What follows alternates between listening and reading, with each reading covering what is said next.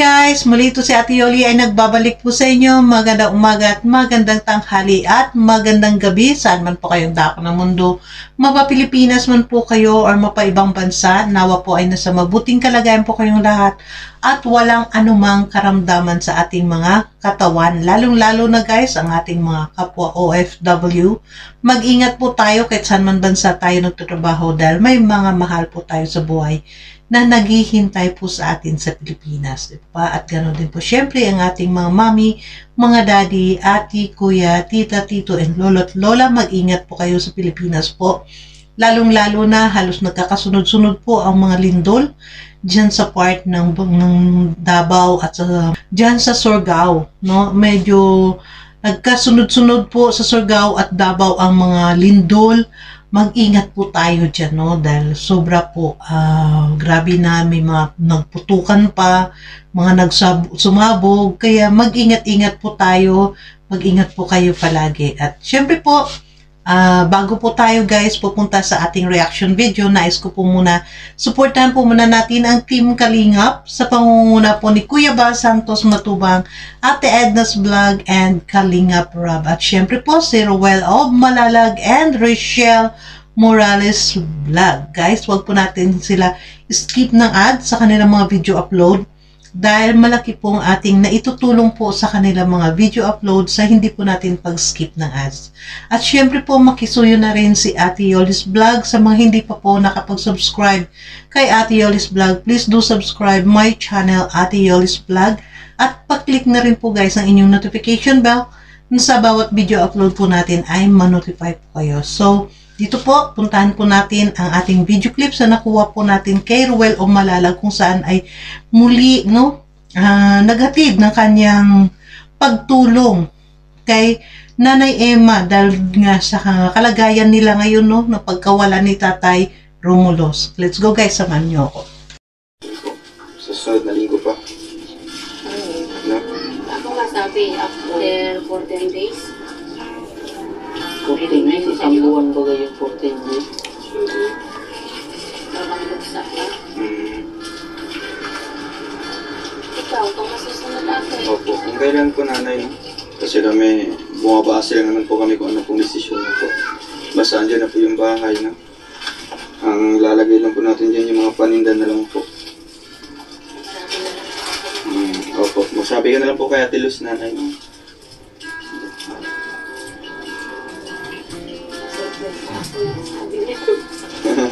Kala po ni nanay, di po kami magdating ngayon. Hindi ko alam. Nasabihan ko po agad na. Pero nakakatulog ka naman po ng maayos, nanay. Dito na lang ako mahiga. Dito na lang po. Ako na nagpakuha nga ako ng trapas at nababasa din dito. Oo nga po, no, pag umuulan dito.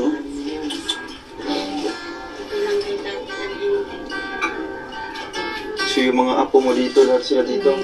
Sika? Yung banig na yung... Gusto kami ng panstala ko, malalagyan na ako. So ayun po, no? Siguro hindi na po kami magtatagal po, nanay. Pagkain man, walang puno. Okay naman po, ay ano niya, yung pagkain niya po. May mga nagbibigay naman po. Yung galing niya, nagsusurugan dyan. Yung mga abuloy mana. So nanay, mag-iwan po ako dito ng 6,000 po, no? 6 ito po ay pambayad po dito sa pampaturok po, nanay. No? At ito po, nanay, mag-iwan po ako ng 10,000 po sa inyo, no? Para may panggamit po kayo dito, panggastos po sa pagkain niya po, no? Kung ano pong pwede niyo pong bilhin dito ngayon. Ito, 3, 4, 5, 6, 7, 8, 9, 10. Ito po, nanay. Tanggapin niyo po yan. Opo. Galing po yan sa ating mga sponsors po, nanay. Lahat po sila, no, nagpaabot po ng tulong mula 5, mula 5, no, yung 5 pesos hanggang sa talagang nagbibigay po sila, nanay, ng tulong po sa inyo. Ano pong message niyo po, nanay, sa ating mga sponsors po? Salamat sa inyo. Maraming salamat sa mga tulong ninyo. Sana pagkalibig nito, sana may dumating pa rin na tulong. Po, nanay, kahit man may libing po si tatay, hindi ka po bayaan po nila, no? Tuloy-tuloy po yung tulong po nila, no? Mas magpakatatag lang po kayo, no? Huwag niyo pong pabayaan yung sarili niyo po. Nahihirapan din ako. Opo. Gusto ko Kaya natin, dapat nung Sabado pa nga, nasakit ko kasi ito pag napupuyat na maigi ako. So, dapat sana nung Sabado pa lang ililibing po ito nanay, no? Ito ba nasakit ko? Nasakit din po. Sige po nanay, magpapacheck up din po tayo nanay, no? Pag mailibing na po si tatay. Para naman po malaman po namin yung niyo, yung karamdaman niyo po. Salamat. Opo, unang naman po. Sabi ko yung 6,000, mapapag-anuhan na lang yung sa simbahan, sa dyan sa mga bigay ng tao. Medyo problema po kay nanay sa bayarin po dito. Tulad man parang mga hanap buhay baga. Oo nga po, ano. Wala po kayong matatakbuhan po na tulong. Maganda ang panahon din, nakapaglaot. Sa laot lang at kinukuha ko yung buhay ng mga anak. Kaya magpasalamat po tayo nanay, no, dahil may mga tao pang andyan po, tumutulong po sa atin. Hindi ko nga din po akalain po nanay na nung nalaman po nila na ganito po ang nangyari. Agad po sila nagpadala po ng tulong, no? Kaya iniipon ko po lahat. Kaya ayun po, nakapagbigay po ako ng 10,000 ngayon. Sa susunod na balik namin dito, no, magbibigay din po ako nanay hanggang sa mailibing po si tatay. Kung ano mga bayarin po, no, magsabi lang po kay nanay, no. Dito lang po kami tutulong po sa inyo. Basta wag po kayo mawalan po ng pag-asa, no. Sabi ko nga sa anak ko, nahihiyak na rin ako. Huwag naman. Kaya ayaw ko nga mag-ano. Okay lang po nanay, no. At least kung kinakailangan talaga, dito naman po kami. Basta magsabi ka lang po kay Ate Luz din, no, para ano sa akin, makontak sa akin. Ano yan sa amin, maalala. Kaya nga po. Kaya Jesus Maria, si parang yung anak ko na rin ang turo. Kayo na lang po dito po nanay, magdadamayan po. Kasi Ayun nga guys, no, dahil si Ruel ay talagang hindi po tumigil sa pagtulong dito kay Nanay Emma. Paano na lang, ito guys ang masasabi natin. Napakaswerte nila dahil may Team Kalingap, may mga charity vlogger, no? Pero syempre, masabi natin, hindi naman lahat ng charity vlogger ay kagaya ng ugali ni Ruel of Malalag, ni Kalingap Rob, or ni Kuya Bal Santos Matubang, di po ba? Kaya, napakaswerte po itong mga beneficiaries na matagpuan ng Team Kalingap, di po ba? Matagpuan ni Kuya Bal, ni Kalingap Rob, at syempre ni Ruel of Malalag. Dahil dito nga, no, sa talagang ginawa ni Ruel halos minadali na maayos ang bahay ni Tatay Romulo dahil nakita nga doon guys na sobrang sira, no, na napakadelikado, pero yun nga sa sawing palad ay hindi nga ni Tatay Romulo na inabot, no, talagang hindi niya inabot na matapos, talagang kailangan niya na rin mamahinga. At syempre nakita natin dyan guys si Ruel ng last upload, no, ni Ruel, nakarating, nakauwi na nga dyan, at yun nga ay may iniwan, nakita natin na si Ruel talaga hindi nagpabaya sa pagtulong kay Nanay Emma, no? Dahil dito makita natin guys, paano pag walang Ruel of Malalag? Paano na lang ang buhay ni Nanay Emma? Paano na lang ang sitwasyon ni Nanay Emma, no? Sa kalagayan nilang ganyan. At ngayon nga, di ba, nakabalak, ano sana sila na ipalibing nga si Tatay Romulo ng Sabado, ng nakarang Sabado. Pero ayun nga, dahil hindi akalain, hindi nila alam, no? Dahil ito po isang minsan kulang tayo sa kaalaman na hindi pala nila nalaman na kailangan din nilang asikasuhin yung sementeryo kung saan ilibing si Tatay Romulo, no? Hindi nila alam na kailangan din nilang magbayad doon. At syempre, andun nga din dahil yung pagbalsam mo kay tatay ay talagang hanggang Sabado lamang yun ang formalin na nakaturok, no? Kaya syempre dahil ma-extend hanggang Martes, kailangan siyang Linggo, Lunes, Martes, kailangan ng 3 araw pa na another na injection ng formalin. Dahil totoo guys, kasi ilang araw na, di ba, na namatay si Tatay Romulo, pag yung tinurok na formalin, pag nawala na yung bisa, talaga lalabas ng amoy talaga, no, ng ibang amoy na yan. Kaya siyempre pag hindi pa yun naturukan din, maaari lahat sila nandyan, no? Na pamilya ay magkakasakit dahil sa amoy. Kaya kailangan din naman ulit na asikasuhin nga nila yung doon sa sementeryo, yung paglibingan, kaya yun ang hindi po nawala sa isip siguro ni Nanay Emma, no? Kailangan pa rin talaga magbayad. Kaya syempre nandyan nga, ito nga masabi natin guys, paano na lang pag wala si Ruel o Malalag, at nakita natin dyan guys, no? Si Ruel ay talagang todo ang suporta dahil nakita nga natin nga kung anong nangyari kita Tatay Romulo, na nalaman natin na pumanaw na ay talaga si Ruel ay gumawa talaga ng paraan paano ma-reach ang kanyang mga community, mga taong nagmamahalan. Nawagan niya si Ruel na kung sino mang gustong tumulong, di ba? At yun nga nakita natin guys, halos ang GCash ni Ruel ay hindi na makatanggap ng GCash dahil sobrang daming nagpadala din, no? At siyempre nandun sa mga kasamahan niya na alam niya mapagkatiwalaan niya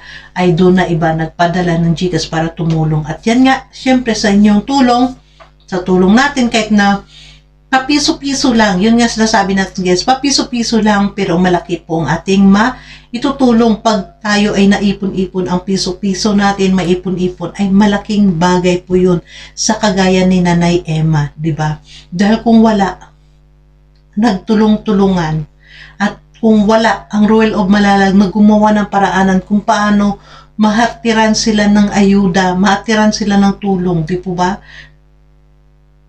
Paano na lang ang buhay? Paano? Saan yun kukunin? Baka siguro dito natin guys makikita, di ba?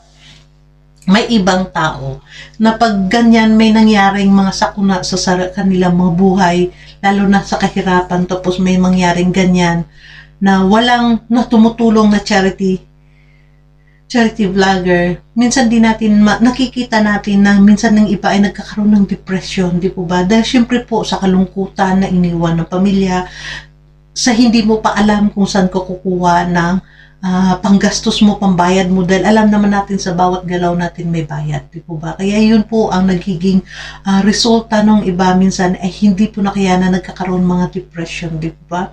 Kaya napakaswerte ni Nanay Emma dahil nandyan nga may Ruel of Malalag na nakaalalay sa kanya, at syempre narinig naman natin palagi kay Nanay Emma na kung siya lang ayaw niya magpa-vlog dahil nahihiya nga daw talaga siya. Pero doon guys nakita natin dahil nang in-interview sila ni Ruel, no, pangalawang punta na ni Ruel doon sa kanila ay talagang halos si Tatay Romulo talaga ang may gusto na ma-interview sila. Para siguro nakita natin guys na time na yun ay nararamdaman na rin talaga ni Tatay Romulo, no, na hindi nahahaba ang kanyang buhay. Kaya parang siguro parang yung angel din ni Tatay Romulo, no, na bumulong na sa kanya na sige magpa-vlog ka na para yun ay malaking makakatulong ngayon sa'yo. Makakatulong sa'yo at sa kay Emma, di ba? Kahit yun siguro yun ang ano natin guys. Kasi nakikita natin, sinasabi ni Nanay Emma na matagal nang gustong may mag-vlog pero ayaw niya magpa-vlog, di po ba? Pero nasaan po ba talaga kay Ruel o Malalag pa rin ang bagsak ni Nanay Emma? Pero hindi po ito guys, sinatawanan natin. Pero kasi nakikita natin lagi na Nanay Emma sinasabi na ayoko talaga magpa-vlog, nahihiya ako. Pero syempre, di ba guys, si Tatay Romulo ang nangangailangan ng tulong sa kanyang sitwasyon. Paano nga pala talaga pag hindi sila na-vlog ng Ruel of Malalag? Paano pag nang dumating sitwasyon na ganito? Kagaya niyan, grabe, no, ang lugar nila dyan sa Bicol ay talagang grabe yung ulan. Hindi yata yan nawawala ng ulan dyan. Grabe. Pagdating ng bagyo talaga, number 1 silang natatamaan dyan, guys. Diba? Kaya maraming salamat. Maraming talaga tayo ipagpasalamat sa Team Kalingap, no? Dahil grabe, nakita naman natin dyan, guys, ang effort talaga na ginawa ni Ruel. Naranasan ni Ruel na nagmotor mula Dait papunta dyan, no? Na inuulanan. At yun, parang yun ang nag-cause din kay Ruel na nagkaroon siya ng trangkaso, di po ba? Pero nandun po yung pagmamahal ni Ruel sa kanyang beneficiary, sa kanyang tinutulungan. Nakikita natin na talaga si Ruel ay seryoso sa kanyang tinutulungan, di po ba? Dahil syempre, para kumbaga, nakikita natin dito guys, yung papel ni Ruel, yung ugali ni Ruel na pinagkatiwalaan niyo ako ng mga sponsors. Maraming nagtiwala sa akin na sponsors. Kaya ginagawa niya talaga ng todo. ginagampanan niya ng totoo ang kanyang papel din, no? As a charity vlogger. Na wala si Roel sinasayang guys na mga oras. Talaga kahit na magmotor ginawa niya. At syempre dito ngayon bonus, no, dahil si Kuya Bal talaga, binigyan siya ni Kuya Bal ng sasakyan para magamit niya nga talaga para sa kanyang pag-scout. Kaya malaking tulong din po ang pinagkaloob ni Kuya Bal sa kanya na sasakyan, di ba? At saka driver. Kaya patuloy lang po tayo dito, huwag po tayong manghinayang sa pinapanood natin. Huwag tayong manghinayang sa binabayad natin sa internet natin, dahil unang-una po sa pagpanood nyo pa lamang ng kanilang mga vlog ay nakakatulong po kayo doon sa tinutulungan din ni Roel of Malalag. Yun po ang masasabi ko lamang po. Nakakatulong po tayo. Huwag po tayo manghinayang dito.